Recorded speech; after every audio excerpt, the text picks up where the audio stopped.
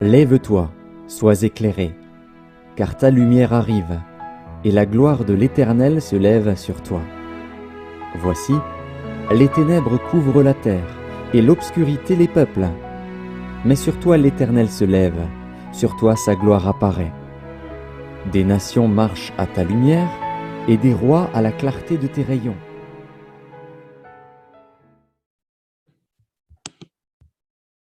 Est-ce que quelqu'un m'écoute? Bonsoir, Oui, bonsoir. bonsoir, on t'entend. Merci bien. C'est un immense plaisir de vous revoir, certains visages et d'autres qui sont cachés derrière la caméra. Nous sommes Rayon d'Espoir, un groupe d'adventistes, de chrétiens qui se sont fait le souci de présenter des conférences sur des sujets bien déterminés, bien précis, et aussi qui a pour but de présenter l'évangélisation et le message sous un autre format. Alors, nous avons pris une petite pause pour ceux qui étaient déjà habitués à assister à nos conférences. Donc, nous sommes de retour. Nous sommes vraiment très excités de vous revoir tous. Et ce soir va être quelque chose de très spécial. Alors, je vous souhaite à tous la bienvenue à la conférence de ce soir. Et sentez-vous à l'aise et déjà préparez vos questions parce que c'est un sujet qui est très intéressant.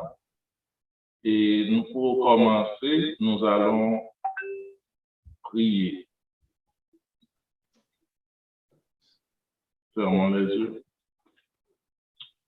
Sacré Père des cieux, merci pour cette journée que tu nous as permis de passer à l'ombre de tes ailes. Nous sommes réunis en cet instant entre amis, entre collègues, entre frères et sœurs pour une conférence débat sur un sujet assez délicat. Envoie ton Saint-Esprit à tous ceux qui doivent prendre la parole au cours de cette soirée et que ton Esprit Saint puisse nous conduire à porter la lumière sur des choses que peut-être nous n'avions pas de réponse. Bénis chacun des membres de Rayon d'Espoir et chacun des amis, spectateurs, auditeurs, et permet qu'ils puissent sortir de cet espace avec quelque chose pour leur mémoire. Reste avec nous, oh Dieu, nous te prions au nom de Jésus. Amen. Amen. Amen. Amen. Bonjour les amis. Nous vous rappelons que nous enregistrons cette émission et que vous pourrez le rediffuser, ce sera rediffusé sur YouTube. Et le sujet de ce soir, c'est conflit dans le monde, espoir ou désespoir, que nous dit la Bible? Et nous avons notre conférencier Aboubakar Kamara. Et j'ai mon animatrice avec moi aussi, Nadine Landel-Bélizer, qui est avec moi. Nous allons investiguer ce conflit. Nous allons poser des questions concrètes et pertinentes à M. Aboubakar Kamara. Et Abou, c'est un ami que je connais de longue date. On se connaît depuis un certain temps. On a prêché, on a fait des études bibliques. Et je sais qu'il est très calé dans ce sujet des conflits, l'histoire de la Bible. Il maîtrise les deux côtés. Fait que nous l'avons invité ce soir et nous savons que vous avez des questions. N'hésitez pas, fait que nous allons animer la discussion, le débat, mais vous avez la chance de mettre vos questions dans le chat afin que Abou puisse répondre. Et cette fois-ci, ce ne sera pas une présentation, mais ce sera il y aura une interaction avec le public directement Et j'espère que vous allez être enrichis à travers la Bible et comprendre mieux ce conflit ce soir. Et sans plus tarder, faisons la place à Aboubacar Kamara. Et nous vous rappelons que nous avons pris un petit break avant, mais nous allons rentrer dans le sujet. Abou, j'arrête de partager mon écran, fait que nous allons te poser des questions par rapport à ce sujet. Et la première question pour ce soir, on va briser la glace. D'où viennent les conflits en général? Alors, bon après-midi à tous. Oui, donc d'où viennent les conflits en général? C'est une question vaste, mais on sait que dans la Bible, ça peut être assez ciblé aussi pour pouvoir comprendre d'où viennent les conflits. Tous les conflits qui existent ont malheureusement une seule origine, c'est le conflit qu'il y a eu au ciel.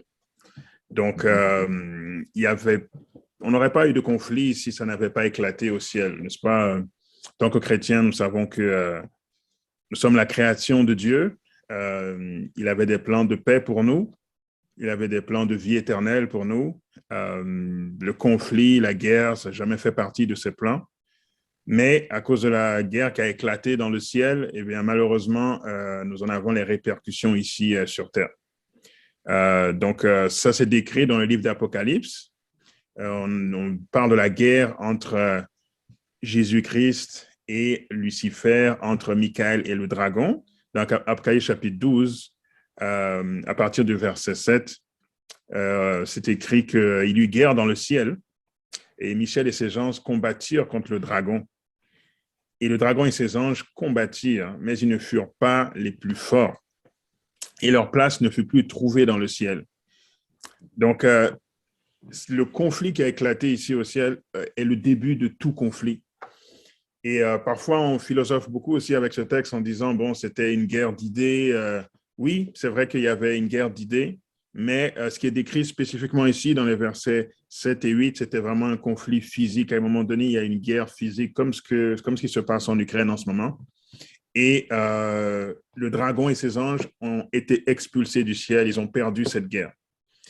Mais cette guerre qui est entre Jésus-Christ et Lucifer continue jusqu'aujourd'hui. Parce que Jésus-Christ est au ciel, il est vivant. Lucifer est ici sur terre, il est vivant. Et l'affrontement se perpétue à travers les intermédiaires qui sommes nous, les êtres humains. Donc, malheureusement, tant que ce conflit n'est pas réglé, tant que la victoire de Jésus-Christ n'est pas totale, il y aura toujours des conflits, il y aura toujours des guerres. Nous vivons dans ce monde, nous sommes prisonniers, disons, en attendant la délivrance par le retour de Jésus-Christ. Et d'ici là, il y a certaines lois auxquelles nous sommes soumises. Par exemple, dans le livre d'Ecclésiaste, on parle de ce qu'il y a sous les cieux. Une des choses qui est dite, c'est qu'il n'y a rien de nouveau sous les cieux. Mais c'est aussi dit qu'ici, il y a un temps pour tout. Et les choses qui sont mentionnées ne sont pas toutes positives. Il y a un temps pour des choses positives, il y a un temps pour des choses négatives. Dans Ecclésiaste chapitre 3, les premiers versets, on nous dit qu'il y a un temps pour tout. Il y a un temps pour toutes choses sous les cieux. Il y a un temps pour naître et un temps pour mourir. Dieu avait juste prévu le temps pour naître. Le temps pour mourir, ce n'était pas dans son plan, mais quand nous sommes ici sous les cieux, il y a un temps pour mourir. Il y a un temps pour planter, il y a un temps pour arracher ce qui a été planté. Il y a un temps pour tuer. Encore une fois, ça, ce n'était pas prévu, mais ici, ça fait partie de ce que nous allons vivre. Il y a un temps pour guérir. Il y a un temps pour abattre. Il y a un temps pour bâtir. Il y a un temps pour pleurer. Il y a un temps pour rire. Il y a un temps pour se lamenter. Il y a un temps pour danser. Il y a un temps pour lancer des pierres et un temps pour ramasser des pierres. Un temps pour embrasser et un temps pour s'éloigner des embrassements. Il y a un temps pour chercher et un temps pour perdre. Il y a un temps pour garder et un temps pour jeter. Il y a un temps pour déchirer et un temps pour coudre. Un temps pour se taire et un temps pour parler. Et ça finit en disant, il y a un temps pour aimer et un temps pour haïr. Encore une fois, Dieu n'a pas prévu ça, haïr. Et ensuite, ça dit, il y a un temps pour la guerre. Donc, il y a un temps pour les conflits. Et il y a un temps pour la paix. Donc, c'est ça, tout conflit ont la même source, la guerre entre Jésus-Christ et Lucifer. Et tous les autres petits conflits ne sont que des répercussions de cela. Okay. Merci à Aboubacar et merci vraiment pour votre réponse. Mon nom, c'est Nadino. Ça me fait plaisir de vous voir aujourd'hui. J'ai entendu parler de vous. Maintenant, mes yeux vous voient. Je suis vraiment contente de vous voir ce soir. Je salue tous les invités que nous avons avec nous. Et je voulais vraiment vous poser cette petite question à Aboubacar. Est-ce que vous pouvez nous parler un petit peu de vous avant que moi, je vous pose ma première question ce soir? J'aimerais ça savoir, c'est qui cet Aboubacar que Irli parle tellement de lui?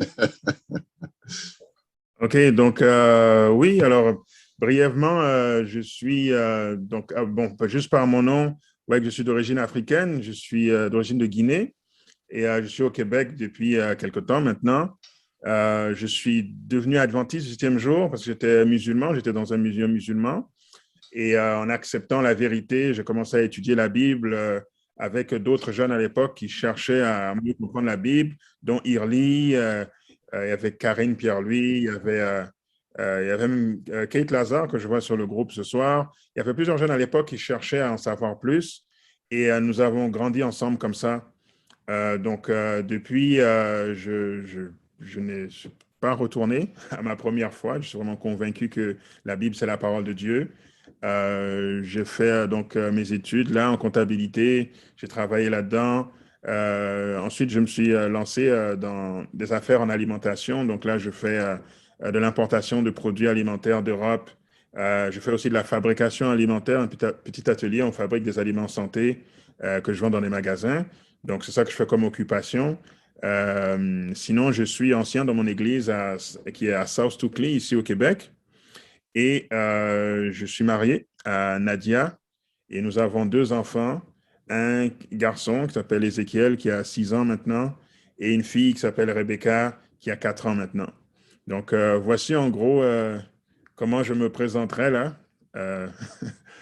si ça fait le tour. Merci. Moi, je suis très satisfaite. Et une chose que je voulais ajouter, je vois en vous quelqu'un qui est passionné aussi pour la prédication de l'Évangile. Très passionné. Et bien, tantôt, Aboubacar, vous avez parlé que les conflits ont leur origine vraiment dans cette guerre qui s'est éclatée dans le ciel entre Michael, ou Michel et ses anges, puis le dragon. Et moi aussi, j'entends toujours parler dans le monde que nous vivons de conflits. Chaque jour, on entend des conflits par-ci, par-là.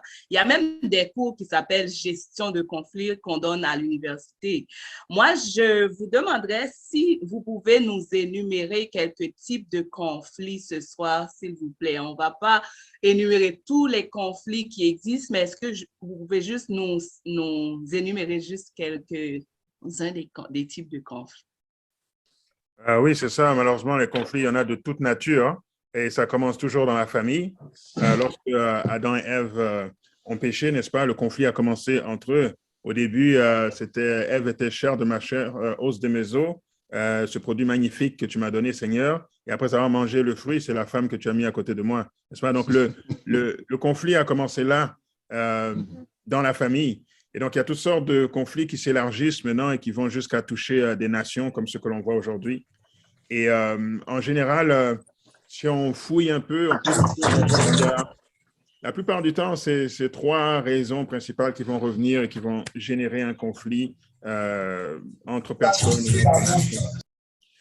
Donc, l'exemple que je donnais, donc c'est oui, il y a dans la famille, mais si on poursuit un peu dans l'histoire de l'humanité, on a eu le premier grand conflit qui a mené à une mort, n'est-ce pas? C'était celui entre Caïn et Abel. C'était 2 frères. Pourquoi est-ce qu'il y a eu ce conflit? C'était quoi la source de ce conflit, n'est-ce pas? C'était un conflit basé sur la religion. C'était un conflit basé sur la foi. Donc, il y en avait un qui adorait comment Dieu voulait qu'on adore et l'autre qui n'adorait pas comment Dieu veut que l'on adore. Ça a créé de la jalousie de la part d'un frère et ça a mené à un conflit qui a mené à la mort d'Abel. Donc, le premier exemple que l'on a qui mène à la mort, c'est un conflit de religion. Dans Genèse chapitre 4 et le verset 8, ça nous est dit que cependant, Caïn adressa la parole à son frère Abel, mais comme ils étaient dans les champs, n'est-ce pas, Caïn se jeta sur son frère Abel et le tua. Pourquoi, n'est-ce pas? Parce qu'il n'a pas dominé ce sentiment de jalousie qui était dans son corps. Malheureusement, ça s'est poursuivi. Et on a beaucoup d'exemples qu'on pourrait donner d'autres guerres, de grands conflits qui ont eu à cause de la religion. Par exemple, tout ce qu'il y a eu pendant les croisades, n'est-ce pas, pendant le Moyen-Âge, c'était basé sur la religion et c'est de reconquérir Jérusalem qui est considéré comme un lieu sacré de part et d'autre, la chrétienté d'un côté, le monde musulman de l'autre. Donc, ça s'est fait pendant des siècles. On a eu aussi en France une série de guerres, là, 8 guerres en l'espace du même siècle. La guerre des religions, ça fait au XVIe siècle en France. Et plus récemment, on a aussi toutes les guerres qui se sont passées au niveau musulman contre des intérêts occidentaux un peu partout dans le monde, n'est-ce pas, avec les groupes comme Al-Qaïda, les groupes comme Daesh, n'est-ce pas, les groupes comme État islamique, les groupes comme Boko Haram, qui veut dire l'Occident, c'est le diable, n'est-ce pas, c'est encore une fois, c'est au niveau de la religion. Et on a aussi l'exemple, le Cachemire. Encore, si on regarde, lorsque l'Inde, l'Empire indien s'est divisé en deux, donc on a l'Inde aujourd'hui, puis on a le Pakistan d'un côté, et entre les deux, il y a le Cachemire, et ils ont divisé le Cachemire en deux avec une partie d'administration indienne, une autre partie d'administration pakistanaise, et le Cachemire parle de plus aller du côté pakistanais. Pourquoi? Parce que la majorité des gens là-bas sont musulmans, et le Pakistan est musulman. Donc encore une fois, une guerre de religion qui continue jusqu'aujourd'hui. N'est-ce pas? Et d'ailleurs, dans le conflit qu'il y a en Ukraine en ce moment, on se demande est-ce que l'Inde va regarder cela et puis trouver un modèle de comment est-ce qu'elle pourrait prendre possession du Cachemire. Donc, ça, c'est une des plus grandes formes de sources de conflit que l'on a dans le monde. Il y a aussi les guerres idéologiques, n'est-ce pas? Il y a une façon de voir le monde par un groupe et une façon de voir le monde par un autre groupe. Encore une fois, l'origine, c'est la famille. On peut être dans un même foyer et papa pense qu'il faudrait élever les enfants de telle façon, maman pense qu'il faut élever les enfants de telle autre façon. Et si malheureusement les parents ne sont pas de même accord, ça crée un conflit. Et au niveau de la planète, c'est la même chose. On a observé par exemple la guerre froide. D'un côté, il y a l'Occident avec la pensée capitaliste qui pense que voici comment est-ce que le monde doit être dirigé. Et de l'autre, on avait l'URSS avec la pensée communiste et ils se disent, ben, nous, on pense que le monde doit être dirigé de cette façon. Donc, ça a créé une guerre froide là qui a duré après la Deuxième Guerre mondiale jusqu'à 1990-1991, n'est-ce pas, jusqu'à la chute de l'URSS. Il y avait un énorme conflit qui est d'ailleurs en train de ressurgir aujourd'hui avec ce qui se passe en Ukraine. Donc ça, c'est une guerre au niveau de l'idéologie. Et cette guerre au niveau de l'idéologie aussi avait des tentacules qui se trouvaient dans d'autres pays. Donc, par exemple, certains pays pouvaient accepter d'aller vers le communisme et peut-être les Américains ne voulaient pas ça, donc il allait y avoir une guerre qui allait se passer là. L'URSS allait envoyer des armes, les Américains allaient envoyer des armes et les gens allaient se battre dans ce pays. Mais dans le fond, la vraie cause de la guerre, c'est l'idéologie des deux grands qui sont derrière. Je donne l'exemple de mon pays qui est la Guinée, qui a choisi le côté communiste. Ça avait créé des conflits, des tensions, parce que c'était les Français qui étaient là avant. Donc, on n'est pas à l'abri, malheureusement, de ce genre de choses. Et aujourd'hui, on le voit en Ukraine. Malheureusement, beaucoup de pauvres Ukrainiens veulent juste vivre leur vie tranquille, mais il y a deux grands qui se disputent et puis ils sont au milieu, donc ça leur tombe dessus. On a aussi des conflits au niveau des ressources. Donc, le pétrole, n'est-ce pas? On observe tous en ce moment que le prix de l'essence vient d'augmenter de manière significative. Donc, la racine de ça, c'est les ressources. Qui est-ce qui a le contrôle des ressources? Et un exemple qu'on peut donner là-dessus, c'est la guerre qu'il y a eu au Koweït. En 1990, l'Irak a envahi le Koweït pour avoir le contrôle des ressources pétrolières qui se retrouvaient là-bas. Les Américains n'étant pas d'accord sont intervenus. Mais pourquoi? Pour eux aussi prendre le contrôle des ressources qui se trouvaient là-bas. Donc ça, c'est une guerre au niveau des ressources. Continuellement, ça se fait. Parfois, c'est pour l'eau, parfois, c'est pour le diamant, l'or. Peu importe la ressource que le pays ou les pays possèdent, c'est souvent des sources de conflit, surtout quand la ressource est au niveau de la frontière entre deux pays. Nous avons aussi le conflit au niveau de la mer de Chine. Si vous regardez la mer de Chine, là, il y a la Chine, il y a le Vietnam, il y a les Philippines, il y a la Thaïlande. Tout le monde doit se partager des zones territoriales d'échange d'eau dans cette même mer de Chine. Encore une fois, problème de ressources, ça crée toutes sortes de conflits, n'est-ce pas, au niveau des nations. Donc, les guerres au niveau des religions, les guerres au niveau de l'idéologie, les conflits au niveau des ressources, essentiellement, c'est ça. Et puis, on peut l'emmener au niveau de la famille, comme j'ai dit, c'est toujours la base. Au niveau d'une famille, si on ne partage pas la même foi, mari et femme, c'est chaud. Si on ne partage pas le même modèle d'éducation et de plan pour notre famille, c'est chaud. Si jamais financièrement, ça ne marche pas, c'est chaud. Et c'est la même chose au niveau des nations. Donc, on a un bon exemple. Juste un moment, je vais faire un partage d'écran pour vous montrer une citation. Alors, malheureusement, c'est une citation que j'avais mise dans une autre, que j'avais traduite. Vous ne trouvez pas ça en français, donc je l'avais traduite juste un moment.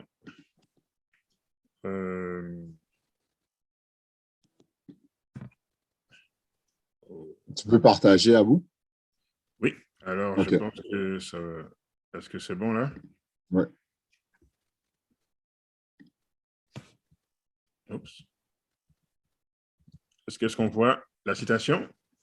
Oui. OK, voilà.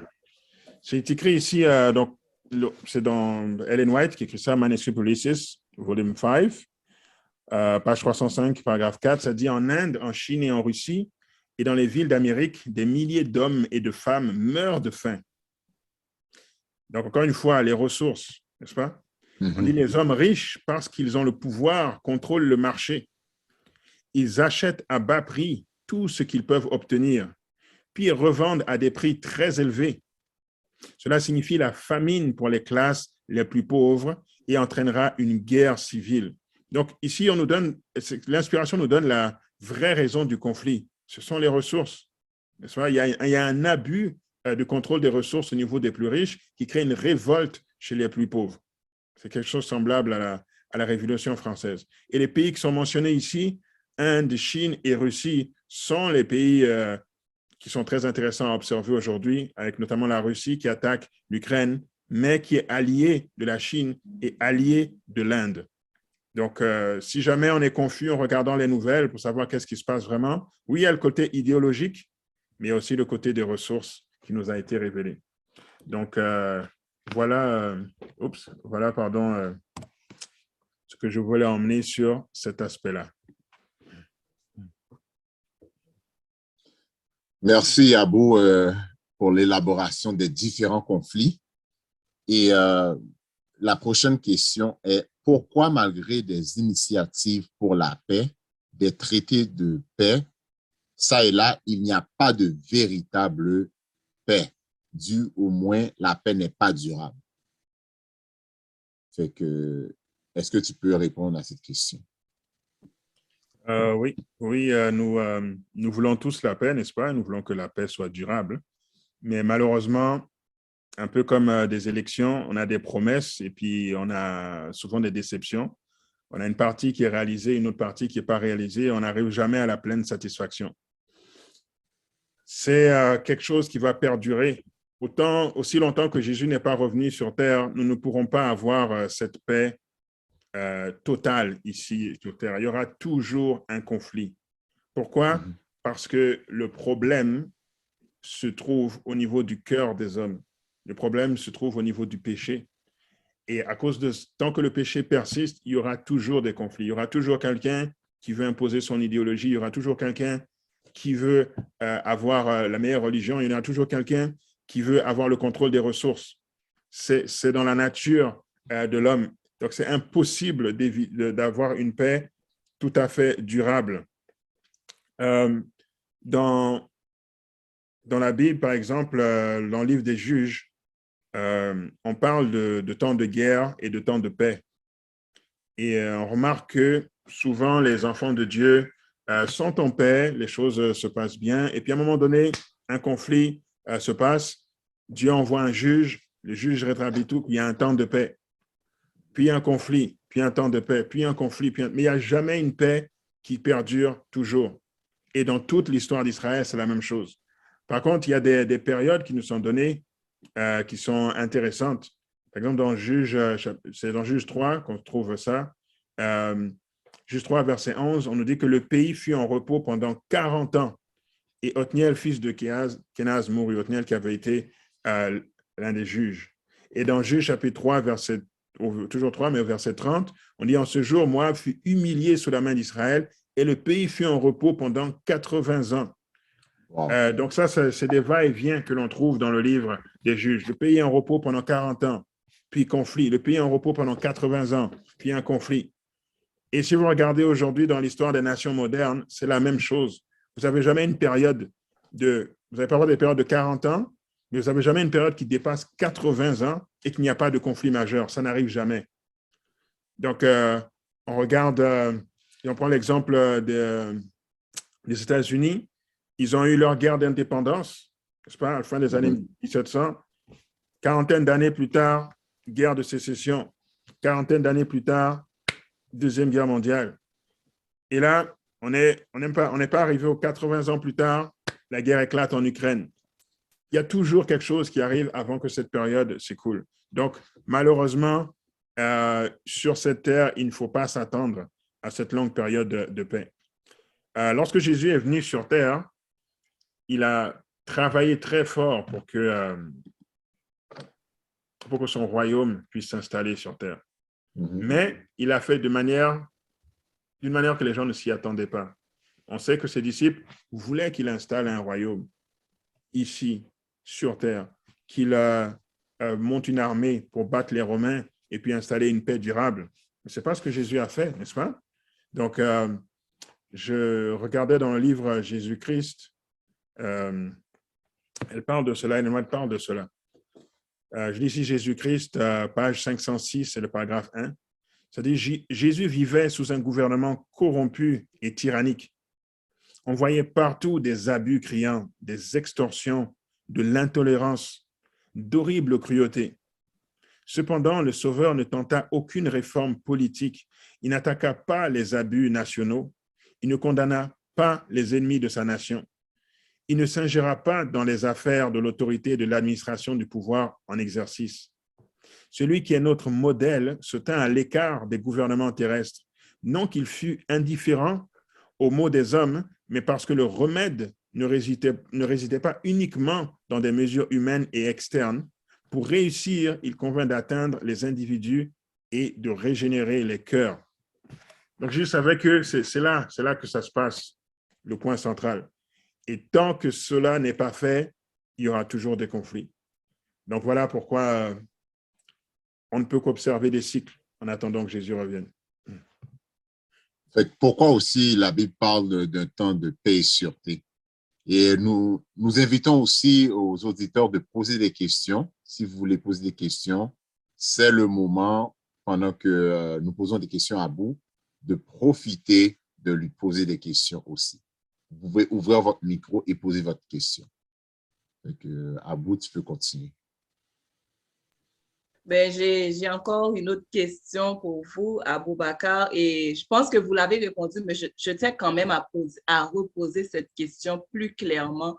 Quand on regarde ce que la Bible dit, surtout dans Matthieu 24, et dans 1 Thessaloniciens 5 aussi, verset 3, je veux lire pour les auditeurs, on dit « Quand les hommes diront paix et sûreté, alors une ruine soudaine les surprendra, comme les douleurs de l'enfantement surprennent les femmes enceintes et ils n'échapperont point. » Et est-ce que vraiment par rapport à tout ce qu'on voit dans Matthieu 24, est-ce que la Bible dit, est-ce que vous aussi, vous venez de nous dire, est-ce qu'on peut s'attendre vraiment à un rétablissement de la paix sur cette terre que nous vivons? Est-ce qu'il y a un espoir? Pour le moment, les hommes n'ont pas fait preuve, n'est-ce pas, nous n'ont pas démontré qu'ils sont capables d'instaurer une telle paix. Comme on l'a lu, n'est-ce pas, comme tu viens de le lire, n'est-ce pas, ils diront paix et sûreté, puis une ruine soudaine va s'abattre sur eux. Donc, ça va être une illusion de paix, n'est-ce pas? Et puis, le désastre va suivre. Donc, on ne peut pas s'attendre, malheureusement, à ce que les hommes puissent nous apporter cette paix durable sur la terre. On a vu que, malheureusement, il suffit d'un seul cœur qui soit corrompu pour que le conflit s'étende à des milliers de personnes et emmène un océan de souffrance. Avec l'exemple de Lucifer, c'était le seul dans le cœur duquel il y avait le péché, mais il a contaminé les anges, la guerre a éclaté dans le ciel, la guerre s'est transférée sur terre. Nous sommes 6000 ans plus tard, nous souffrons encore de cela. Donc, il suffit d'un seul cœur corrompu et le potentiel de souffrance est immense. Donc, la solution de Dieu à cela, là, pour amener une paix durable, c'est que tous les cœurs soient convertis. C'est ça la solution. Dieu veut créer un monde où tous les cœurs sont convertis. Il n'y a pas de cœur rebelle. Et cela veut dire, par conséquent, que ceux qui n'ont pas le cœur converti seront exclus de ce plan de Dieu. Et Dieu donne, à partir d'aujourd'hui, la chance à tout le monde d'accepter de faire partie de ce nouveau monde avec un cœur converti. Nous avons des promesses dans la Bible par rapport à cela, à ce monde où il y aura la paix une fois pour toutes, pas pour 40 ans ou 80 ans seulement, mais la paix pour l'éternité. Donc, dans le livre d'Apocalypse, on nous parle de la nouvelle Jérusalem qui va venir sur terre. Donc, ce sera physiquement là où nous nous trouvons maintenant et la paix va être instaurée. Au chapitre 21, le verset 3 et 4, ça nous dit « Et j'entendis du trône une forte voix qui disait « Voici le tabernacle de Dieu avec les hommes. Il habitera avec eux et ils seront son peuple. Et Dieu lui-même sera avec eux. Il essuiera toute larme de leurs yeux et la mort ne sera plus. Il n'y aura plus ni deuil, ni cri, ni douleur, car les premières choses ont disparu. » Donc, toutes ces choses-là, douleur, cri, deuil, larmes, tout ça, c'est symbole de conflit, symbole de guerre. Il n'y aura plus ces choses. Mais parce que tout le monde aura un nouveau cœur, tout le monde aura accepté, n'est-ce pas, de laisser Jésus travailler dans son cœur.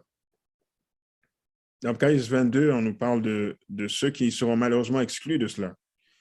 Versets 14 et 15, ça dit « Heureux ceux qui lavent leurs robes afin d'avoir droit à l'arbre de vie et d'entrer dans les portes de la ville, là où il y aura cette paix éternelle. » Par contre, verset 15, ça dit « Dehors les chiens, les enchanteurs, les impudiques, les meurtriers, les idolâtres et quiconque aime et pratique le mensonge ne peut pas faire partie de ce nouveau monde. » Donc oui, on veut la paix, mais est-ce qu'on la veut vraiment au point qu'on se laisse toucher, on se laisse transformer par Dieu? C'est ça la vraie question. Et parfois, malheureusement, l'homme n'est pas prêt à ça. Il veut sa paix à lui, il veut sa domination, il veut son ordre mondial. Mais il ne veut pas ce que Dieu propose. Alors, c'est la seule solution. Seul Dieu peut établir une paix durable. Et il y a une promesse aussi qui est faite dans le livre d'Ésaïe. Ésaïe chapitre 2. Ésaïe chapitre 2 et le verset 4. Ça dit « Il sera le juge des nations, l'arbitre d'un grand nombre de peuples.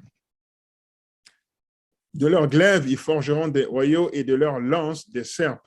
Une nation ne tirera plus l'épée contre une autre et l'on n'apprendra plus la guerre. » Donc, voici une belle promesse pour cette paix sur terre qui sera permanente.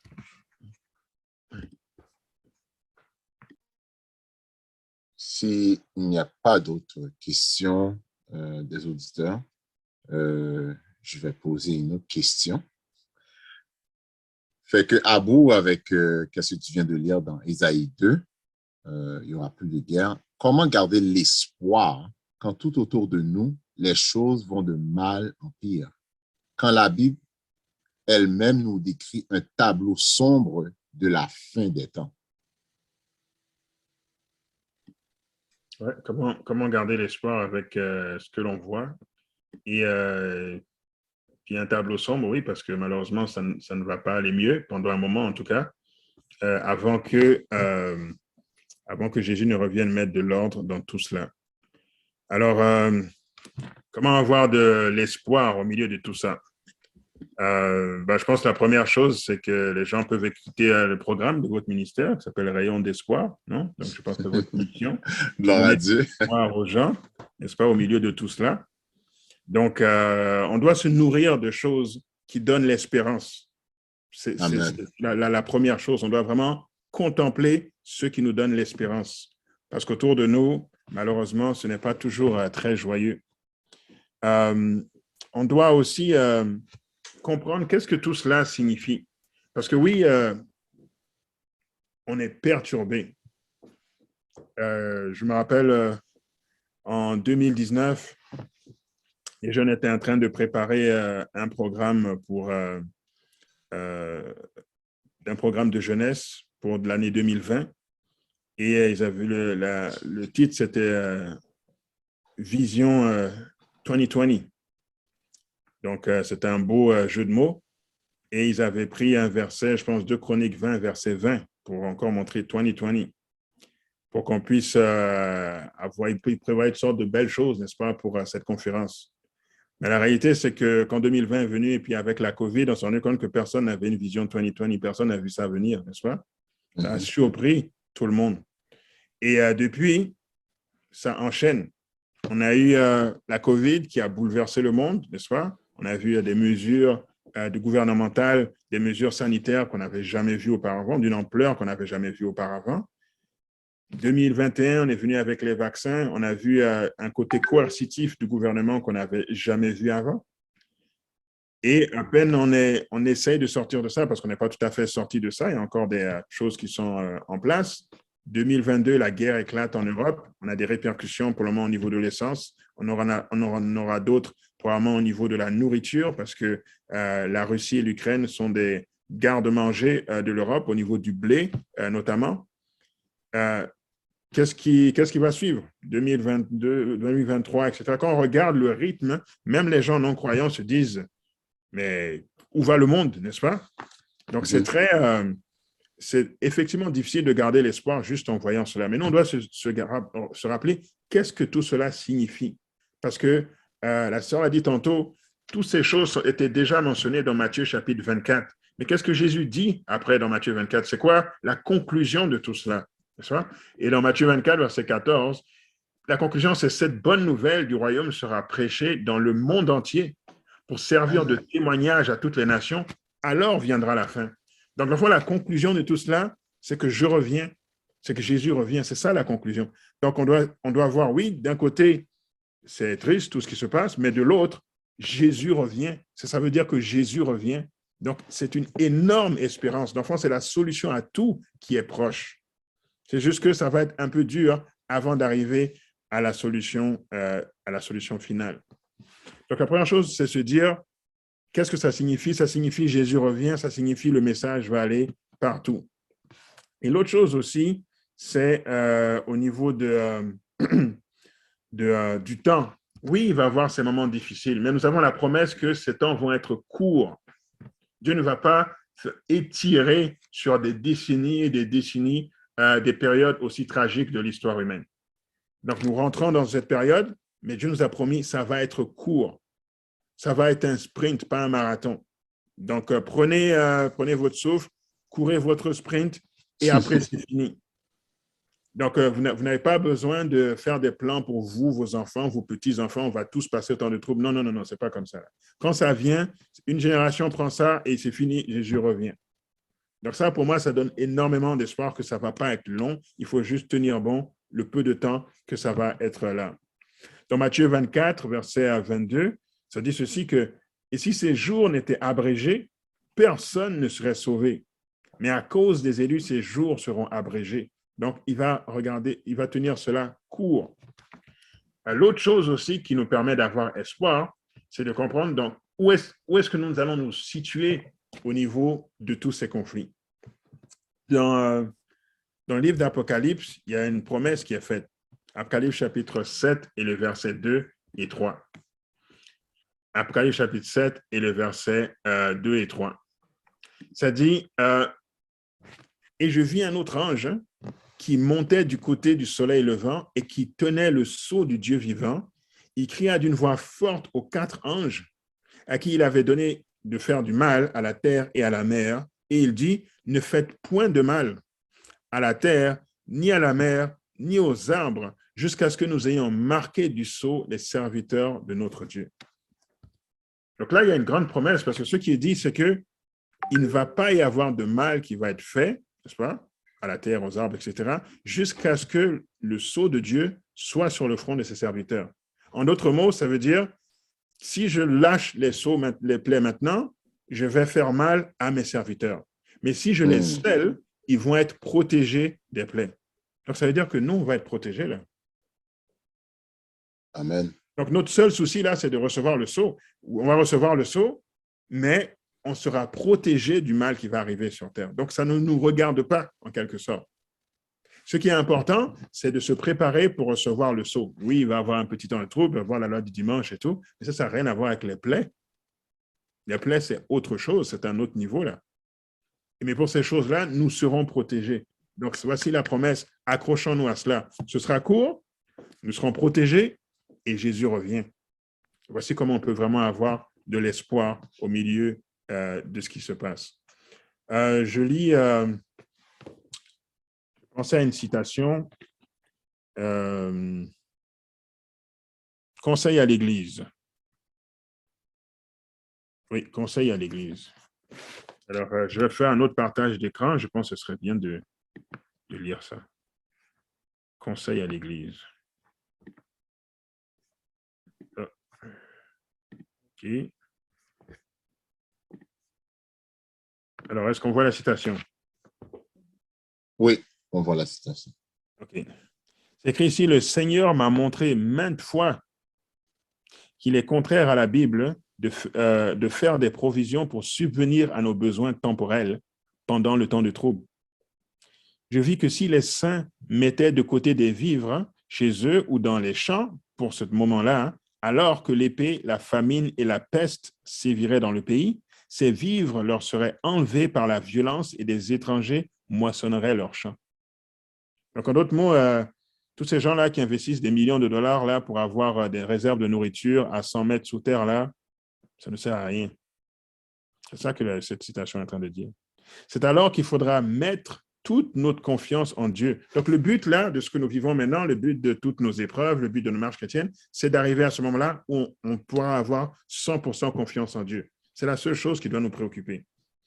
Et si nous mettons toute notre confiance en Dieu, ça veut dire qu'il nous soutiendra. Je vis que notre pain et notre eau nous seraient assurés, que nous ne manquerions de rien et nous ne souffririons pas de la faim, car Dieu peut dresser pour nous une table dans le désert. Donc, encore une fois, ça ne nous regardera pas, on sera protégé.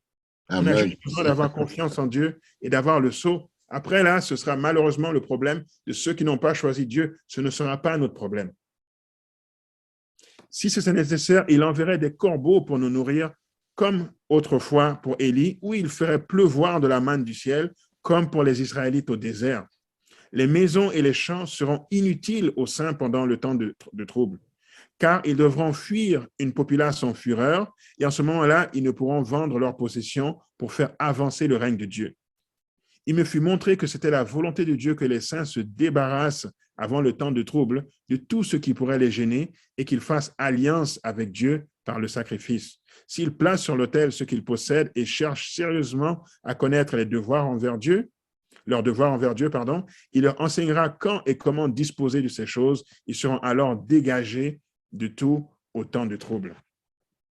Alors voilà, on ne doit pas être distrait par tout ce qui se passe, on doit se concentrer, nous, sur avoir confiance en Dieu, recevoir le sceau. Et si on a ça, on n'a rien à craindre. On a une question pour toi, Abou. Oui. Sur le chat. Avant, je ne sais pas si vous me permettez. Après, je vais prendre la question qui est dans le chat. D'après tout ce qu'on vient d'entendre, la fin du monde est évidente. On peut pas passer à côté, à gauche ou à droite. C'est sûr qu'il y aura une fin de ce monde. Et ce ne sont pas seulement les chrétiens qui croient vraiment dans la fin du monde. Et il y a aussi les non-chrétiens, ceux qui ne croient pas en Dieu, qui font aussi des scénarios par rapport à la fin du monde. Ils pensent qu'avec la guerre nucléaire ou la destruction massive, tout ça, le monde peut toucher à sa fin ou les catastrophes naturelles aussi peuvent mettre fin à ce monde. Et qu'est-ce que vous pouvez nous dire par rapport à ça? Parce que la Bible dit une chose et ceux qui s'appellent des ceux qui s'appellent des philosophes ou des scientifiques, ils disent autre chose aussi par rapport à la fin de ce monde. Ensuite, nous allons prendre la question dans le chat qui je pense, a un peu de lien avec la question que je viens de vous poser. OK, d'accord. OK, d'accord. Par rapport à la destruction de ce monde. On était dans un monde où jusqu'à ce que Poutine décide d'envahir l'Ukraine, on disait une guerre nucléaire est impensable dans ce monde, n'est-ce pas? C'est impossible. Tout le monde sait que certains pays sont armés. La Russie a la bombe atomique, la France a la bombe atomique, le Royaume-Uni a la bombe atomique, la Chine a la bombe atomique, l'Inde a la bombe atomique, les États-Unis ont la bombe atomique, donc tout le monde va se tenir tranquille, n'est-ce pas? Et on voit que ce n'est pas vrai. Ça a bouleversé beaucoup d'experts qui se disaient, mais oui, ils pensaient qu'il y allait avoir une guerre, mais pas que ces géants-là qui ont la bombe atomique, pas eux. Eux, ils n'allaient pas avancer là parce que le risque est trop grand. Ça nous donne vraiment une leçon que on ne peut pas avoir confiance dans le cœur de l'homme. On ne sait jamais qu'est-ce qui va se passer. On ne sait jamais dans quelle direction la personne va disjoncter. Tout n'est pas nécessairement 100% logique comme ça. Ça, c'est une première chose. Et maintenant, ça a emmené la question dans la tête des gens. Lorsqu'il y a eu une guerre nucléaire pendant la Deuxième Guerre mondiale et que les 2 bombes atomiques ont été envoyées au Japon, c'était des petites bombes atomiques qui détruisaient une petite superficie. Mais maintenant, il y a la possibilité de détruire la planète entière. Donc, ils disent, c'est sûr que si maintenant cette 3e guerre mondiale commence, Poutine appuie sur le bouton, Biden appuie sur le bouton, Macron appuie sur le bouton, c'est fini, la planète est détruite là. Donc, c'est la fin du monde. Conclusion logique, n'est-ce pas? Il faut se rappeler ce que dit la Bible, ce que dit la prophétie. Et à maintes et maintes reprises, la Bible a prouvé que ce que les hommes pensaient était faux. Par exemple, moi, j'étais un peu jeune, mais mes parents m'en ont parlé. Pendant les années 70 et les années 80, la tension qu'il y avait entre les États-Unis et l'URSS était immense. Et plus tard, j'ai lu dans des écrits d'adventistes, les gens ne voyaient pas comment est-ce que la prophétie d'Apocalypse 13 allait se réaliser. Ils disent, c'est pas possible qu'il y ait une loi du dimanche et tout ça, parce que il y a un conflit là, il y en a 2, ils vont jamais pouvoir imposer cela au niveau planétaire. Et pourtant, en 1990, chute de l'URSS, et maintenant on a commencé à plus voir comment est-ce que la prophétie peut avancer. Donc tout ce qu'on lisait dans les journaux, ça a été démenti par la parole de Dieu. On pourrait prendre d'autres exemples avec Napoléon qui a essayé d'unir l'Europe, échec. Hitler a essayé d'unir l'Europe, échec. On ne peut pas défier ce que la parole de Dieu dit. Donc, si on veut savoir comment le monde va finir, là, il faut regarder qu'est-ce que la parole de Dieu dit, comment est-ce que le monde va finir. C'est ça qui est sûr. Et la Bible nous dit que ce n'est pas une guerre nucléaire qui va mettre fin au monde. Ce n'est pas non plus une catastrophe naturelle qui va mettre fin au monde. Aucune des activités humaines ne peut mettre fin au monde. Le propriétaire du monde, c'est Dieu. C'est lui qui décide c'est quand la fin du monde, pas les hommes. Donc ça, c'est très important à avoir comme principe en tête. Maintenant, il y a des avertissements qui sont donnés dans la Bible. Même avant de lire les avertissements, on peut reprendre le verset qu'on a lu tantôt, Matthieu 24, verset 14. Ça nous dit ceci, ça dit « Cette bonne nouvelle du royaume sera prêchée dans le monde entier pour servir de témoignage à toutes les nations, alors viendra la fin. » Donc, si, juste avant la fin, toutes les nations reçoivent le témoignage, c'est qu'elles sont là pour entendre le témoignage. C'est un raisonnement simple, n'est-ce pas? Donc, ça veut dire que le monde n'est pas détruit. Les nations sont là pour entendre le témoignage avant que Jésus ne revienne. Donc, le monde ne sera pas détruit avant que tout le monde reçoive le message. Ensuite, il y a des avertissements qui sont donnés, je disais tantôt, par rapport aux dernières catastrophes qui vont venir sur la terre. Dans Apocalypse chapitre 18, on parle de cela. Donc, je lis Apocalypse 18 au verset 4. C'est dit, et j'entendis du ciel une autre voix qui disait, sortez du milieu d'elle, mon peuple, afin que vous ne participiez point à ses péchés et que vous n'ayez point part à ses fléaux. Donc, l'avertissement que Dieu donne, c'est de ne pas avoir part aux fléaux, c'est de ne pas recevoir les plaies. Il n'a pas dit, faites attention pour ne pas mourir dans une guerre nucléaire ou pour ne pas mourir d'une inondation qui va détruire toute la planète. La plus grande catastrophe qui arrive là, ce sont les fléaux et non les guerres nucléaires. Et c'est ça qui va commencer à détruire la Terre jusqu'à ce que le retour de Jésus achève malheureusement la Terre. L'avertissement est aussi vu dans Apocalypse chapitre 16, au verset 17 jusqu'à 21, c'est écrit: le 7e versa sa coupe dans l'air, et il sortit du temple, du trône, une voix forte qui disait: c'en est fait. Et il eut des éclairs, des voix, des tonnerres et un grand tremblement de terre, tel qu'il n'y en avait jamais eu depuis que l'homme est sur la terre, un aussi grand tremblement. Donc là, oui, il y aura quelque chose de naturel, complètement extraordinaire qu'on n'a jamais vu dans l'histoire de l'humanité. Ensuite, c'est créé, la grande ville fut divisée en 3 parties et les villes des nations tombèrent. Et Dieu se souvint de Babylone la grande pour lui donner la coupe du vin de son ardente colère.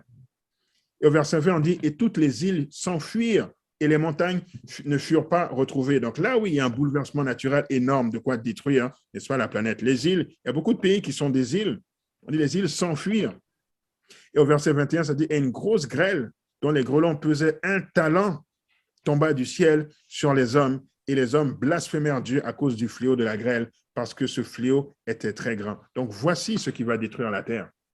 Les jugements de Dieu directement, et non pas les conflits entre les hommes. Amen, amen. Mais merci beaucoup, Abou. Merci. Les questions commencent à pleuvoir. Il y a même une main levée. Mais il y avait une question juste avant la main levée. Je vais lire la question. Ensuite, ça va être Kei qui a la main levée. Que pensez-vous des hommes qui pensent trouver une vie sur d'autres planètes? Ils pensent qu'ils pourront s'échapper des catastrophes qui viendront. On entend parler, je vais acheter des places sur Mars. Et que pensez-vous? Est-ce que la fin du monde, ça va être juste la Terre que nous vivons et ça ne va pas concerner d'autres mondes? Alors, c'est très intéressant que ces gens-là pensent ça, parce que quelque part, ils ont raison. L'avenir n'est pas ici, n'est-ce pas? Et la Bible dit la même chose. L'avenir n'est pas ici. Dieu va venir nous prendre et nous emmener ailleurs, parce qu'ici, ce sera foutu. Donc, d'un côté, ils ont raison. C'est la bonne direction. Par contre, le problème, c'est qu'ils pensent qu'ils sont capables de le faire eux-mêmes. Ils sont capables, qu'ils sont eux-mêmes en mesure d'aller étudier l'atmosphère de Mars et puis d'installer des bases, etc. et d'aller continuer la race humaine là-bas. Mais tout comme quand Dieu a créé le monde et il y avait les eaux sur la surface de la terre et qu'il a mis, n'est-ce pas, il a fait apparaître le sec, il a mis des limites. Donc la mer vient jusqu'ici, mais pas plus loin. Il a aussi mis des limites où est-ce que l'homme doit habiter. L'homme vit sur la terre et pas plus loin. Donc, nous ne pouvons pas décider nous-mêmes que nous allons aller sur Mars et tout. Je serais surpris de ce qui va se passer. Dans leur effort d'arriver là, nous savons qu'ils vont échouer. Et de toute façon, même si quelqu'un arrivait sur Mars pour vivre combien de temps avec les conditions qui y sont, personne ne pourra atteindre vraiment une vie ailleurs sans Dieu. Merci, merci Aboubakar. Et Kei, à la main levée, vous pouvez ouvrir votre micro, Kei, pour poser votre question. Oui, merci. Est-ce que vous m'entendez bien? Oui, on t'entend. Excellent. Donc, merci. Donc, je tenais d'abord à remercier Rayon d'Espoir pour ce super programme. Merci aussi à Abou pour cette présentation très intéressante. Ça fait plaisir de vous revoir d'ailleurs. Abou, la question que je te pose est la suivante. Je comprends très bien que nous vivons à la fin des temps. Je comprends très bien que le temps est court et que le Seigneur nous invite à nous reconsacrer à lui et à lui donner la première place et à faire de lui le centre de notre vie afin qu'on ait un cœur converti. Car tu l'as très bien expliqué, il n'y a aucun cœur non converti qui peut vivre essentiellement dans un autre monde que celui que Dieu prépare pour nous. Donc, la question que je pose maintenant, c'est est-ce que cela signifie, selon toi, qu'on ne doit donc faire aucun plan personnel? Parce que, étant donné qu'on vit à la fin des temps et que le Seigneur est proche, et avec tout ce qu'on voit, les événements se précipitent et que le Seigneur est vraiment à la porte, est-ce que cela signifie qu'on ne doit faire aucun plan personnel, qu'on n'a aucun avenir à construire personnellement, que nos projets, finalement, on doit les mettre à l'eau, nos désirs personnels qui sont conformes à la volonté de Dieu, selon les promesses de Dieu, on doit les mettre de côté parce que ce n'est pas la priorité du jour et qu'on est dans une période d'urgence et que Jésus revienne. Donc, mettons à l'eau nos projets, ne faisons aucun plan pour l'avenir si ce n'est d'entrer dans le royaume des cieux. Est-ce que c'est l'approche que tu as et est-ce que c'est ce qu'on doit comprendre de ton message? Alors non, ce n'est pas l'approche que j'ai et merci de poser la question parce que ce n'est pas du tout ce qu'il faut comprendre de mon message. Justement, quand on dit d'arrêter les plans personnels pour se préparer pour le retour de Jésus, eh bien, le retour de Jésus, c'est beaucoup de travail. Ça implique du travail, se préparer pour le retour de Jésus. Donc, on ne peut pas dire, je ne sais pas, moi, je vais à l'école et puis j'arrête d'aller à l'école, j'arrête de travailler, j'arrête d'aider les autres, je ne sais pas, puis je reste chez moi et j'ouvre ma Bible, je prie et puis j'attends que Jésus revienne. Ça, c'est de la présomption. Pour que Jésus revienne, il faut travailler. Pourquoi? Parce que ce message doit aller partout dans le monde. Le grand cri a commencé, mais la plénitude du grand cri n'a pas encore été donnée et nous devons faire partie de ce grand cri. Donc, il faut être prêt. Sur le plan spirituel, il faut être prêt sur le plan mental, il faut être prêt sur le plan physique pour pouvoir servir Dieu dans ces temps difficiles. Tout ça, là, c'est beaucoup de travail. Par contre, là où ça peut être pertinent, c'est de se débarrasser de ceux qui ne nous aident pas à atteindre cet objectif. Là, c'est pertinent. Donc, si on se rend compte qu'on était en train de faire des choses qui ne nous aident pas à être un soldat pour Dieu en temps de crise, oui, ça, il faut le délaisser. Parce qu'on n'a pas de temps extra, là, on n'a pas de temps à perdre. Parce qu'on est trop occupé à se préparer et à aider d'autres à se préparer pour le retour de Jésus. Mais définitivement, nous serons occupés. Très bonne réponse. Donc, si je comprends bien, tous nos plans personnels doivent avoir comme objectif le royaume des cieux essentiellement. Oui, exactement. Donc, tout plan que l'on fait, sans se poser la question, en quoi est-ce que ce plan va m'aider à faire partie d'enfants de cette équipe d'enfants, en remettant simplement, en quoi est-ce que ce plan va m'aider à faire partie des 144 000? Voici la question. Donc, si jamais je suis en train d'étudier, par exemple, eh bien, j'étudie pour apprendre quoi qui va me permettre de servir Dieu comment? C'est une question à se poser, n'est-ce pas? Si je suis en train de je veux me marier, ben, je vais me marier avec quelqu'un qui va aller dans cette direction, qui ne va pas aller dans cette direction, parce que ce n'est pas le temps d'épouser quelqu'un qui va me dire que Jésus ne revient pas. Il y a un problème là. Donc, il faut que cette personne puisse m'aider, n'est-ce pas, dans mon objectif personnel et que je puisse l'aider vice-versa. Si je suis en train de faire un projet, n'est-ce pas, personnel, je vais construire quelque chose, je vais déménager quelque part. En quoi est-ce que ça va m'aider à mieux servir Dieu? Est-ce que je me déménage quelque part parce que je sens que Dieu m'appelle là-bas? C'est là que je vais servir. Est-ce que je démarre ce projet parce que je pense que ça va aider la cause de Dieu? Alors, si on peut répondre positivement à chacune de ces questions, on va de l'avant, on fonce. Si on ne peut pas répondre positivement à ces questions, là, on doit analyser plus pour savoir peut-être que c'est un projet que je dois abandonner. Merci, c'est très bien répondu. Merci. Très belle réponse. Merci à vous. Je suis tellement contente de cette réponse. Mais moi, je ne sais pas, je veux ajouter juste une petite chose. C'est Matthieu 24, verset 37. Je vais lire qu'est-ce que Matthieu 24, verset 37 dit. Il dit, ce qui arrivera au temps de Noé arrivera de même à l'avènement du Fils de l'homme. Car dans les jours qui précédèrent le déluge, les hommes mangeaient et buvaient, se mariaient et mariaient leurs enfants jusqu'au jour où Noé entra dans l'arche. Il n'y a rien qui va s'arrêter. Le monde va continuer à fonctionner. Mais comme Aboubacar l'a si bien dit, tous nos projets vraiment doivent se conformer à ce plan, au plan de salut. Nous devons faire des projets qui nous rapprochent de Dieu au lieu de nous éloigner de Dieu. Merci beaucoup à Aboubacar. Irli. Oui, je vais prendre une autre question dans le chat. Il est dit ici, dans le chapitre 24 du livre de Matthieu, sur le verset 20, pourquoi selon nous, nous devons prier pour que notre fuite n'arrive pas en hiver, ni un jour de sabbat?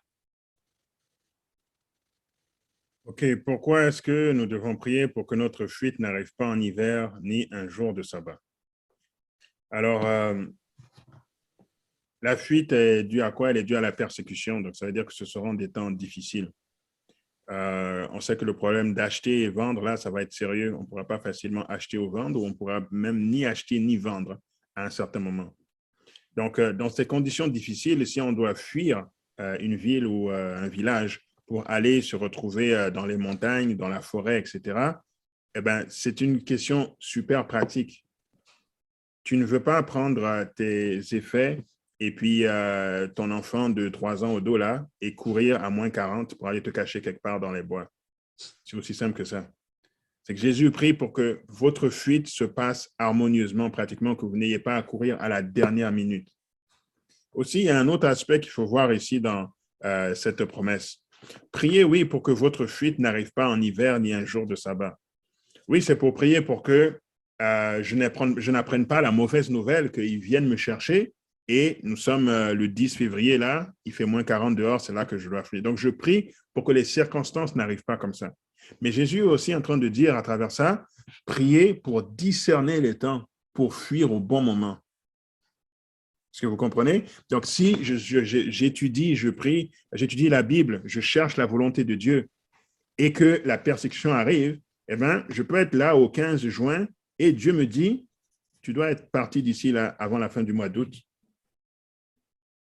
Et là, je ne sais pas pourquoi, mais il dit avant la fin du mois d'août, là, tu dois être parti parce que ma connexion avec Dieu fait en sorte que je peux fuir au bon moment. Et je n'ai pas besoin d'attendre nécessairement de me retrouver au 10 février et que la police maintenant est en train d'encercler mon village pour commencer à fuir parce que je n'étais pas connecté et c'est seulement les gyrophares de la police qui m'ont fait me rendre compte qu'on veut me persécuter. Est-ce que vous voyez la différence? Donc, il faut être connecté à Dieu pour pouvoir partir au bon moment. C'est ça que Jésus est en train de dire pour ne pas avoir cette fuite de dernière minute. Donc, il fait un parallèle aussi avec la destruction de Jérusalem. Tous ceux qui ont compris le signe, n'est-ce pas, qui était mentionné de l'abomination du dévastateur qui allait entourer la ville de Jérusalem, lorsqu'ils ont vu l'armée romaine arriver, ils ont compris que c'était à cela que Jésus faisait référence. Ils ont fui au bon moment. Ils n'ont pas entendu que ce soit la dernière minute. Et dans la tragédie des siècles, il nous est dit que pas un seul chrétien n'a péri dans cette destruction. Donc, c'est ça qui nous est demandé pour la fin des temps. Nous, notre signe, c'est la loi du dimanche. Quand la loi du dimanche arrive, assurons-nous là que tous les conseils de l'esprit de prophétie qui nous ont été donnés pour la fin des temps sont mis en pratique. Voilà. Est-ce que je peux rajouter quelque chose à bout par rapport au sabbat et l'hiver? Pour moi, la connexion est aussi préparation. Le sabbat, tu prépares ça le vendredi. L'hiver, tu prépares ton manteau avant, tu changes tes pneus à l'avance. Fait que la préparation est de mise, comme tu as dit, pour éviter cela. Landel? Merci, Irli. Il y a une question qui a été oubliée, c'est avant la question qu'on vient de poser. C'est une question anonyme. La personne veut savoir, comme Aboubakar a lu tantôt une citation d'Ellen White qui dit que c'est comme contre la Bible si on fait des provisions dans ces moments de crise, où vraiment la fin est très proche au moment où on doit fuir. C'est ça qui a été lu tantôt. La personne dit, si je comprends bien, on n'a pas le droit de faire des provisions. Alors, tu as le droit de faire des provisions, mais ça ne servira à rien. Mais tu as le droit. Est-ce que la personne parle? Ça se peut aussi que la personne dit si on n'a pas le droit de faire des provisions actuellement parce que maintenant on travaille pour manger, on économise pour payer les études de nos enfants, on achète des maisons. Est-ce que c'est maintenant que la personne dit qu'elle n'a pas le droit de faire des provisions ou c'est vraiment en ces temps de crise où on doit quitter des villes, on doit bouger parce que la fin est proche? C'est pas la même période là. On n'est pas encore, je ne pense pas qu'on est déjà rendu à ce moment où Ellen White parle. Il faut bien comprendre effectivement la période dont on parle ici. Là, on parle de la période où on est en train de fuir pour notre vie. Là, on ne fuit pas pour notre vie. Là, c'est juste, on va faire l'essence et c'est cher. C'est ça qui se passe aujourd'hui. Là. Il n'y a pas de loi du dimanche, il n'y a pas de ni acheter ni vendre. Il n'y a rien. On n'est pas persécuté. On peut se réunir dans nos églises, on peut faire ces rencontres Zoom, nos comptes en banque ne sont pas bloqués. On ne vit rien de tout ça. Ça, c'est une période spécifique qu'on parle qu'on va devoir fuir pour notre vie. Mais avant ça, il va y avoir la loi du dimanche. Il va y avoir la période où on ne peut ni acheter ni vendre. Pendant ce moment-là, nous devons être à la campagne, nous devons faire pousser nos propres fruits et légumes pour pouvoir nous nourrir. Donc, pendant ce moment-là, nous faisons des provisions. Mais ce qu'il est en train de dire là, c'est que lorsque maintenant notre vie va commencer à être menacée, on va commencer à nous poursuivre pour nous enlever la vie et qu'on va devoir fuir nos maisons, parce que rappelez, la citation dit que même nos maisons ne serviront à rien parce qu'ils vont venir pour prendre possession de nos maisons. À ce moment-là, ça ne sert à rien de dire, OK, là, je vais fuir, je vais prendre ma vanne et je vais mettre derrière 5 sacs de riz. C'est ça, ça ne sert à rien. C'est ça qu'elle est en train de dire. Parce qu'il faut penser à ta vie d'abord et Dieu va te donner ce dont tu as besoin pour survivre jusqu'à son retour. Alors, c'est à appliquer à la bonne période. Mais aujourd'hui, oui, faites des provisions, pardon, il n'y a pas de problème. Nous ne sommes pas encore dans ce temps-là. C'est très bien, merci beaucoup. Il y a encore une autre question. La personne demande quel est le passage qui démontre qu'il y a une vie autre sur Terre. Je ne pense pas que nous, on a confirmé vraiment ça dans la présentation, mais la personne veut savoir c'est quel passage qui démontre qu'il y a une autre vie sur Terre. Je pense que c'est un passage dans la Bible, peut-être que la personne veut dire. Qu'il y a une autre vie sur Terre. Je ne suis pas sûr de comprendre la question. Ou une autre planète? C'est une vie autre que sur Terre. C'est comme... une vie autre que sur Terre. Ouais. OK, d'accord, oui. OK, qui nous montrait qu'il y a d'autres... Dans le fond, nous prouver que nous ne sommes pas les seuls que Dieu a créés, qu'il y a d'autres mondes. Dans le fond, c'est ça la question, j'imagine. Alors, oui, il y a plusieurs passages qu'on peut lire par rapport à ça. Par exemple, dans le livre d'Hébreux. Hébreux, chapitre 1er.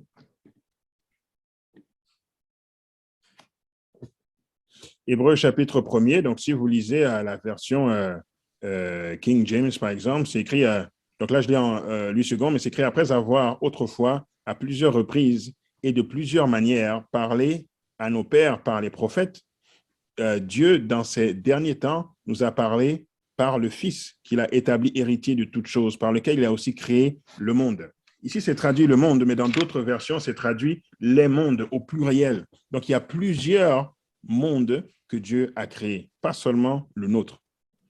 Donc, nous ne sommes pas la seule création, disons, de Dieu vivante dans cet univers. On peut aussi lire dans Apocalypse, au chapitre 12. Apocalypse, chapitre 12.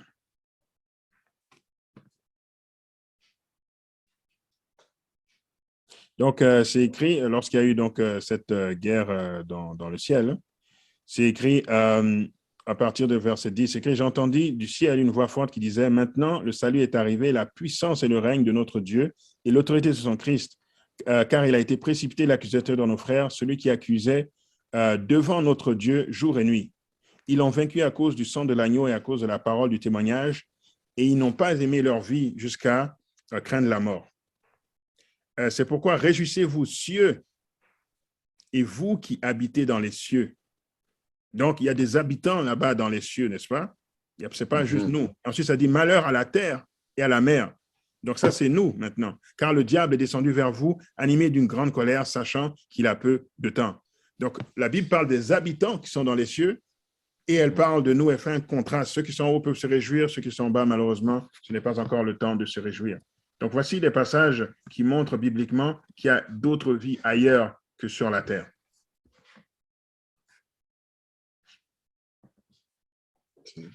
Si c'était ça la question. Est-ce qu'il y a d'autres questions? Oui, merci. Il y a d'autres questions, Irly. Il y a d'autres questions dans le chat. Je ne sais pas s'il y a d'autres mains levées, par contre. Il y a une question de Oud Rockland. Est-ce que tu peux lire pour nous, Irly? Moi. OK. C'est quoi le rapport entre mes démarches personnelles et servir Dieu?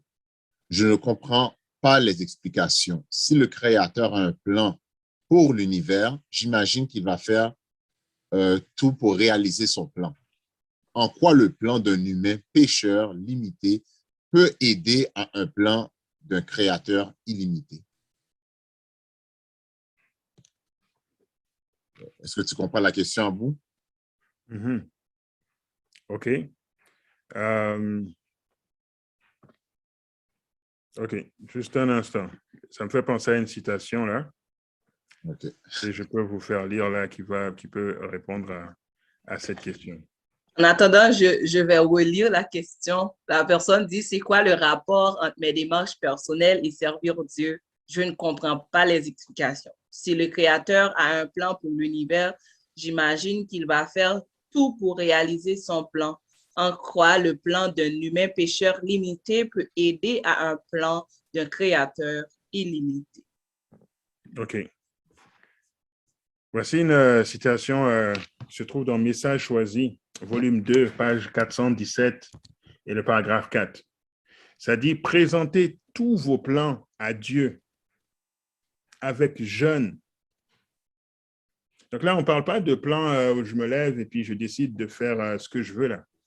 Le chrétien soumet ses plans à Dieu.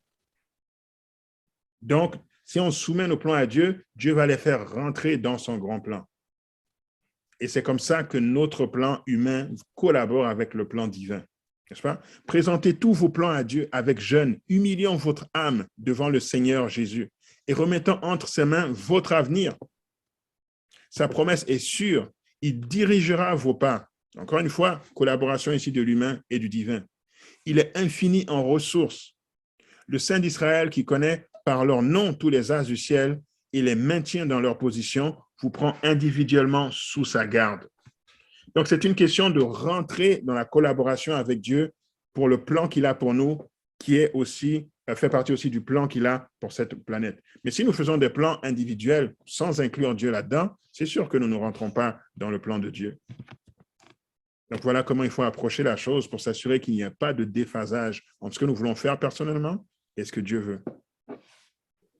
Et si je comprends bien aussi sa question, c'est comme si, comme Dieu peut tout faire par lui-même, pourquoi il a besoin de nous? Ça, c'est une autre phase de sa question. Oui, effectivement, comme Dieu peut faire lui-même, pourquoi il a besoin de nous? C'est un choix que Dieu a fait. Dieu n'a pas besoin de nous, effectivement. Dieu pourrait faire toute l'évangélisation avec des anges. Il n'a pas besoin de l'humanité. Mais c'est un choix qui fait d'utiliser l'humanité parce que dans ce processus, nous sommes sauvés. C'est ça son objectif. Donc, alors que nous participons au plan de Dieu, que nous prions, que nous jeûnons, que nous travaillons au salut des âmes, que nous appliquons, nous lisons la Bible, nous étudions la Bible, nous appliquons tout ce qui peut nous permettre d'être sanctifiés, nous sommes sauvés dans le processus. Alors, c'est pour ça que Dieu veut que nous participions. Pas parce que sans l'humanité, il ne peut pas réaliser ce plan. Dieu est Dieu. Dieu n'a pas besoin de nous pour réaliser ce qu'il veut réaliser, mais nous avons besoin de rentrer dans son plan pour être sauvés. Et cela inclut lui soumettre nos plans.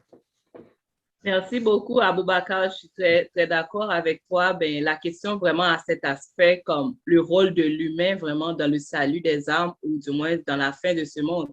Ce n'est pas nous qui le disons, c'est la Bible qui le dit. Si nous croyons en la Bible, nous devons croire en cette parole. Jésus a dit, cette bonne nouvelle du royaume sera prêchée dans le monde entier à toutes les nations. Alors viendra la fin. Alors, les humains ont moi j'appelle ça ce privilège de participer au salut des âmes ou de contribuer à ce que vraiment nous tournons la page de ce monde de misère et de calamité.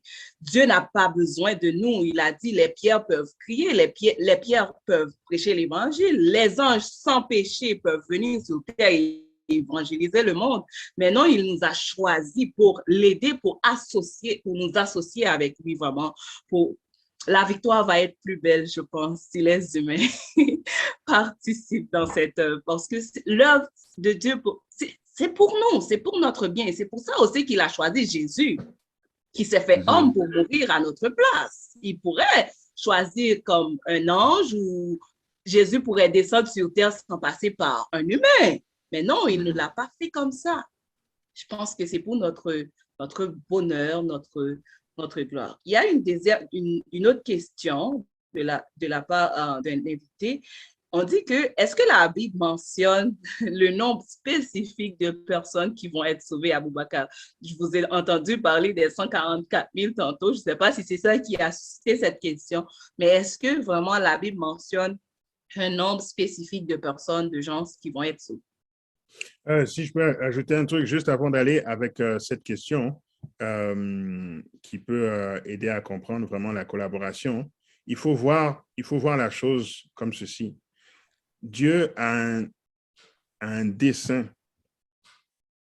Les desseins de Dieu ne changent jamais. Mais la volonté de Dieu ne se réalise pas toujours. Je répète, les desseins de Dieu ne changent jamais, mais la volonté de Dieu ne se réalise pas toujours.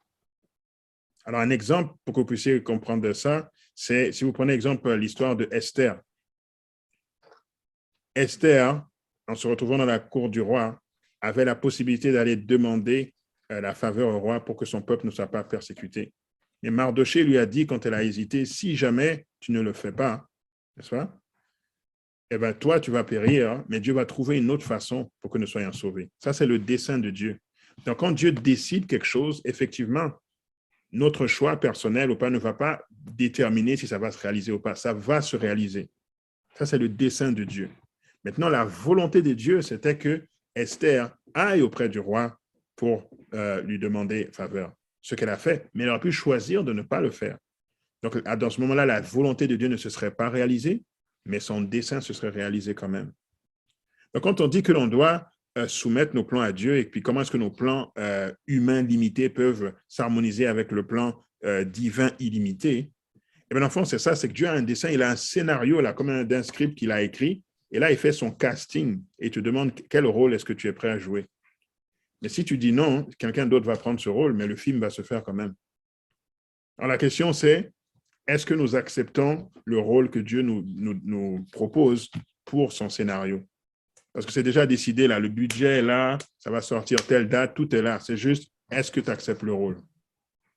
Voilà comment nous rentrons dans le plan de Dieu. Maintenant, par rapport à la question du nombre spécifique de... oui, la parole de Dieu est claire là-dessus. Aboubacar, juste avant, Aboubacar, désolé de vous couper. Allô? Oui, juste avant encore de passer dans cette question, on pourrait prendre aussi l'exemple de Moïse que Dieu a choisi pour aller chercher le peuple en Égypte. Exactement. Il avait refusé, Aaron avait refusé, Dieu allait quand même délivrer son peuple. C'est écrit noir sur blanc que le peuple devrait passer un certain temps en Égypte, en esclavage, après de revenir dans le Canaan. Dieu, vraiment, il fait tout bien. Si tu ne veux pas, il va choisir quelqu'un d'autre. C'est ça. Donc, c'est ça. Dieu n'est pas limité par notre choix. Donc, maintenant, oui, la question a été posée, le nombre de sauvés. Combien il y aura exactement de sauvés? Nous ne savons pas combien il y aura de sauvés exactement. On parle des 144 000 qui seront ceux qui seront vivants au moment où Jésus va revenir, qui vont passer à travers cette dernière grande tribulation. Mais ce ne sont pas juste eux qui constituent les sauvés. Il y a tous les sauvés depuis Adam jusqu'à la fin des temps qui vont être ressuscités aussi pour monter au ciel. Donc, le nombre exact de sauvés, nous ne pouvons pas le connaître. Et je pense qu'il y a derrière ça aussi une volonté de Dieu de rendre ce nombre grand et pas facilement comptable ou pas comptable facilement, parce qu'il dit à Abraham, regarde les étoiles. Et si tu es capable de compter chacune de ces étoiles, ou si tu es capable de compter les grains de sable qu'il y a sur la plage, ainsi aussi, on ne pourra pas compter ta postérité. Tous ceux qui vont accepter le message de Jésus-Christ sont la postérité d'Abraham. Donc, Dieu veut montrer là que j'ai une moisson énorme de personnes sauvées et je ne m'attends pas à ce que vous puissiez compter le nombre d'âmes que je vais moissonner. Donc, il n'y a pas de chiffre fixe. Amen. Il y avait une main levée, mais c'est une main qui disparaît. C'est Moto G Play. On dirait que c'est une Motorola, je ne sais pas, 2021. Vous pouvez ouvrir votre micro si vous avez une question ou une suggestion, un élément de réponse. Vous pouvez le faire. Moto G Play 2021. Du moins, c'était un applaudissement des réponses. Ouais, sûrement. Ouais, d'accord. Vous avez quelque chose à dire, Irly? Oui, peut-être poser quelques dernières questions à Abou. Je ne sais pas, peut-être que je vais te poser une question. Malgré le fait que nous croyons que la fin du monde est proche, imminente, et que les prophéties doivent s'accomplir, devrions-nous croiser les bras sans rien faire pour améliorer notre situation? quel message de réconfort ou d'espérance pouvez-vous donner à ceux qui sont découragés, désespérés, abandonnés partout dans le monde? Oui, donc effectivement, la première partie rejoint un peu ce que Kate disait tantôt. Donc non, il faut rester occupé jusqu'à la fin. Dans la parabole des talents, nous ne voulons pas être ce serviteur, n'est-ce pas, qui a gardé son talent et qui ne l'a pas fait fructifier. Donc, nous devons, n'est-ce pas, faire fructifier tout ce que nous avons dans nos mains jusqu'à ce que Jésus revienne. Ce n'est pas à nous de déterminer quand c'est fini. Dieu va nous montrer quand ce sera fini. Nous devons être occupés jusqu'à la fin. Il y a une citation intéressante par rapport à ça dans Événements des derniers jours, où on dit que certains diront peut-être, si le Seigneur revient bientôt, quel besoin y a-t-il d'établir des écoles, des sanatoriums et des fabriques d'aliments? Pourquoi nos jeunes auraient-ils besoin d'apprendre un métier? Donc, c'est ça cette question, mais Jésus revient, donc pourquoi on fait tout ça?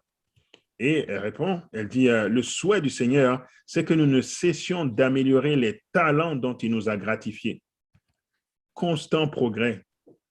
Jusqu'à ce que je revienne, tu progresses. Quand je reviens, on va au ciel, tu continues à progresser. On a été créé pour progresser continuellement. Nous ne pouvons y parvenir sans nous en servir. La perspective du prochain retour de Christ ne devrait pas nous conduire à la paresse.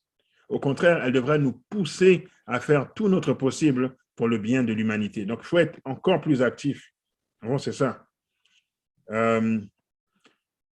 Toujours dans l'événement des derniers jours, elle dit aussi une grande œuvre doit être accomplie à travers le monde entier. Comme on a vu dans Matthieu 24, cette bonne nouvelle, elle sera prêchée dans le monde entier. Ne permettons à personne de penser que parce que la fin est proche, nous n'avons aucun effort à faire spécial à fournir pour édifier les diverses institutions requises par notre cause. Et là, j'en profite de dire, par exemple, pour le monde francophone, au niveau des institutions de notre cause, on est en retard. On est en 1829. On est loin de ce que Dieu demande qu'on doit faire pour préparer le monde pour son retour. Elle a parlé de sanatorium. Est-ce qu'on peut mentionner un sanatorium ici dans le monde francophone? Je sais qu'il y a le ministère Catarizo qui est en train de travailler pour en faire un complet. Mais à part eux, là, je ne connais pas. Est-ce qu'on peut nous mentionner des écoles? On a des écoles au compte-gouttes, n'est-ce pas? Est-ce qu'on peut mentionner, elle parle de fabrique d'aliments, encore une fois, au compte-gouttes, parle de maison d'édition, au compte-gouttes, n'est-ce pas? Donc, si on regarde tout ce qu'il y a à faire pour que Jésus revienne, eh bien, c'est le temps de se mettre à l'œuvre, là. Donc, elle dit au contraire, parce que Jésus revient, il faut travailler plus pour faire ces choses-là, parce que c'est à travers ces choses-là que le monde va être averti du retour de Jésus.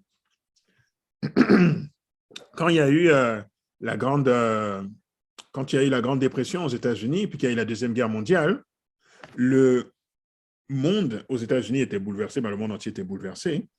Et ceux qui ont brillé le plus à ce moment-là, pour les adventistes, c'est ceux qui avaient fait ces institutions, les sanatoriums, les écoles. À l'époque, les présidents des États-Unis venaient là pour se faire soigner parce qu'on dit ces gens-là, ce sont les meilleurs pour vous donner la santé. Alors que tout le monde était en crise, en train de chercher du pain et tout, les adventistes qui travaillaient là-dedans ne manquaient de rien parce qu'ils avaient appris à faire tous ces petits métiers pour répondre à des besoins de base en temps de crise. Donc, ils n'ont pas vécu la crise comme les autres. Et on voit ici qu'une nouvelle crise se prépare. La guerre éclate en Europe, ça va probablement se propager. On a dans la prophétie, on dit qu'il va y avoir des agitations parmi les nations avec une ampleur que l'on ne peut pas anticiper encore.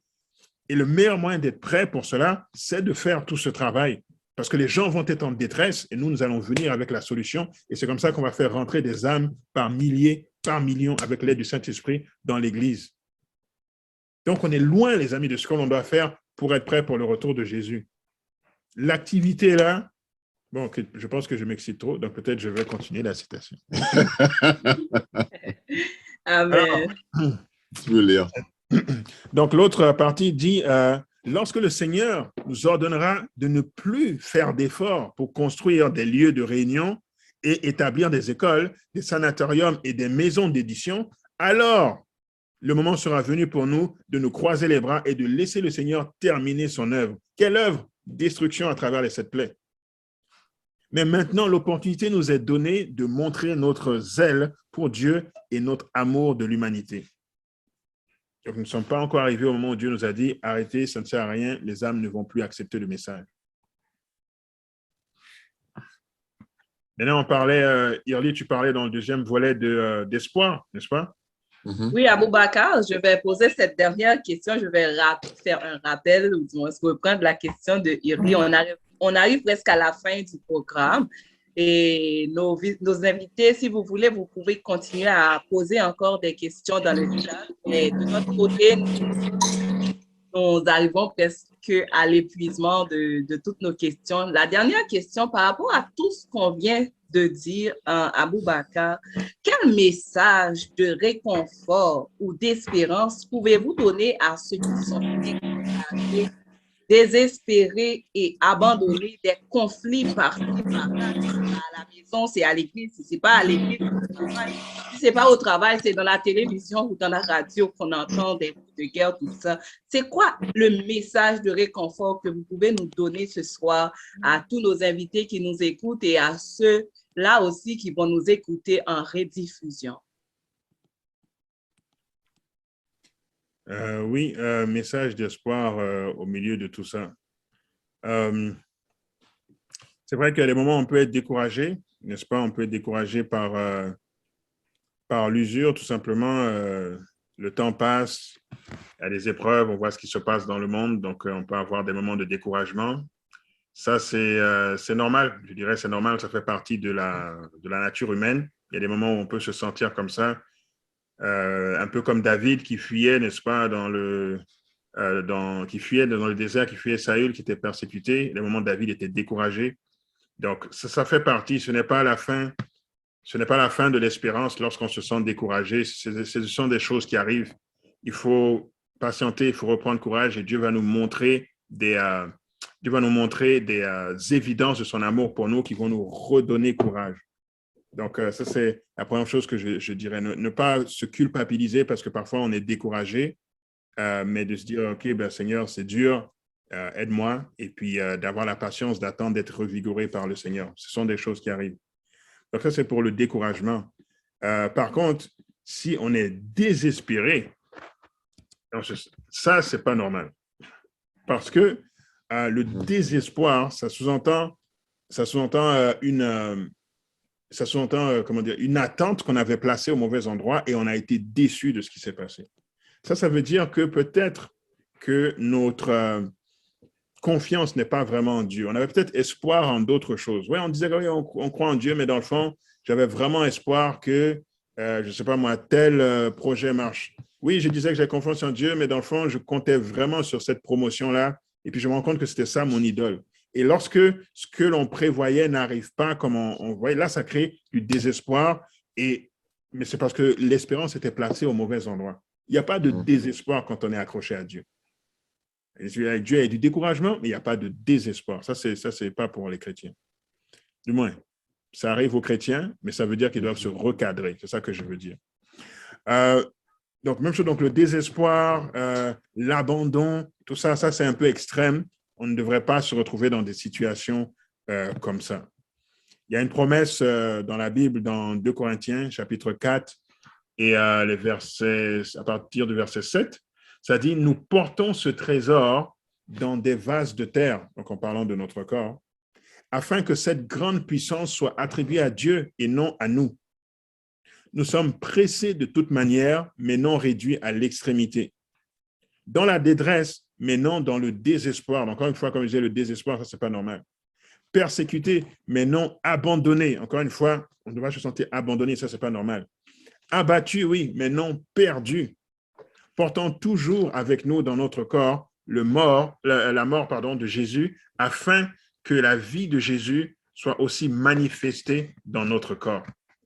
Pour moi, là, ça, c'est la promesse solide que Dieu comprend ce que l'on ressent, mais il y a des extrémités de sentiments qui va quand même nous empêcher d'atteindre, parce que nous avons un Dieu qui prend soin de nous et ne nous laisse pas sombrer comme ça dans le noir profond.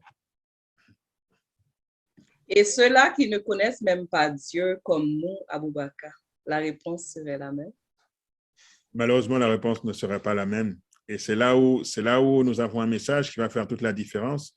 Parce que plus le temps avance, plus c'est chaud. Et si tu ne connais pas Dieu, c'est vraiment difficile. Donc, nous avons des amis qui ne sont pas chrétiens. Et par rapport à tout ce qui se passe, ils ont une angoisse que nous n'avons pas. Ils disent, ah, mais est-ce que ceci va se passer? Est-ce que, par exemple, j'avais des questions de personnes n'étant pas adventistes, est-ce que le monde va être détruit par une guerre nucléaire et tout? Puis je disais, il va peut-être avoir une guerre nucléaire, je ne sais pas. Mais le monde ne va pas être détruit par la guerre nucléaire. Oh, est-ce que tu es sûr? Donc, il y a une angoisse qui est supplémentaire que nous n'avons pas parce que nous avons ces promesses bibliques. Nous n'avons pas la réponse à tout. Nous avons aussi des difficultés, mais nous n'allons pas dans ces extrêmes-là parce on sait que la parole de Dieu est sûre et que Dieu a mis des balises du mal et qu'il ne va pas permettre que ça aille jusqu'à un certain endroit. Donc, voici l'avantage vraiment d'avoir Jésus dans sa vie et d'avoir le cœur léger au milieu des moments difficiles.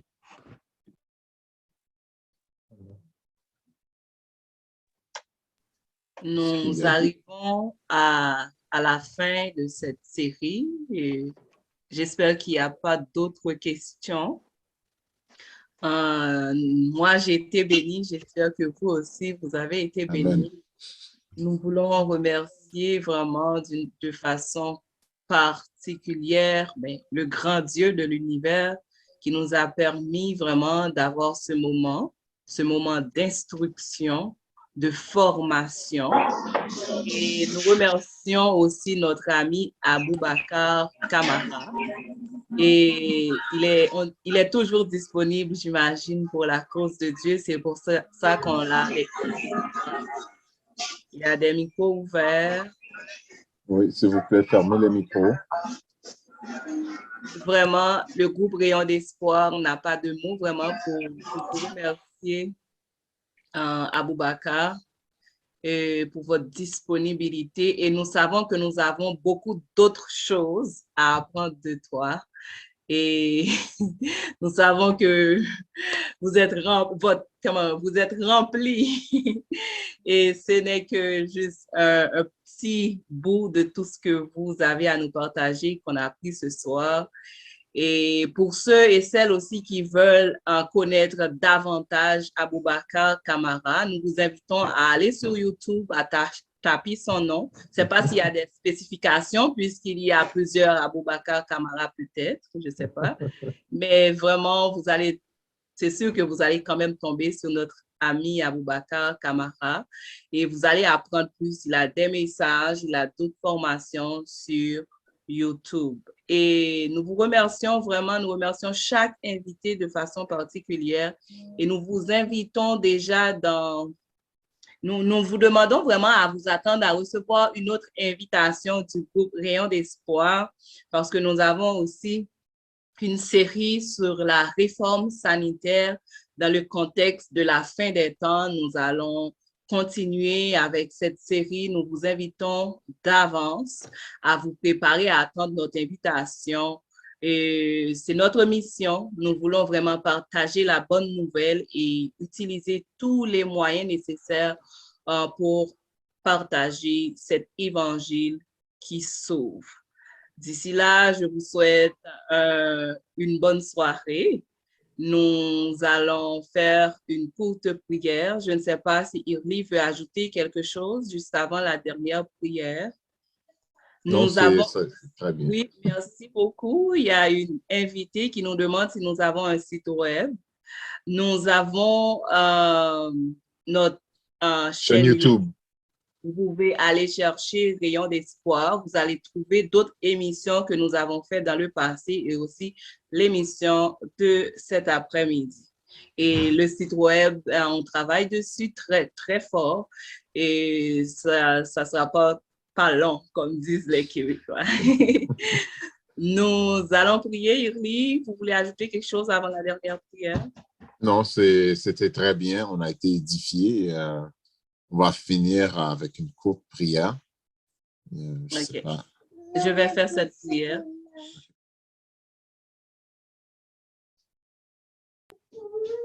Okay. Désolée, je vais prier.